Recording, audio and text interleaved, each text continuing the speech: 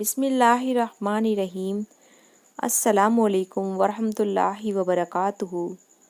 ایک بزرگ اپنے بیٹے سے: کیا تم جانتے ہو جنت مفت میں ملتی ہے اور جہنم خریدی جاتی ہے؟ بیٹا: وہ کیسے ابا جان؟ باپ: دوزخ پیسوں سے خریدی جاتی ہے، اور جو جوا کھیلتا ہے وہ مال خرچ کرتا ہے۔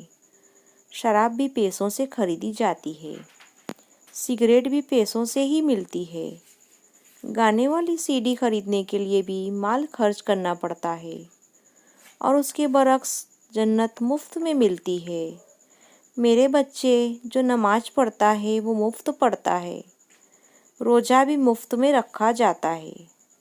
اسی طرح استغفار اور نگاہیں نیچی رکھنے اور اللہ سے ڈرنے اور اچھے اخلاق تیار کرنے پر کوئی خرچ نہیں آتا۔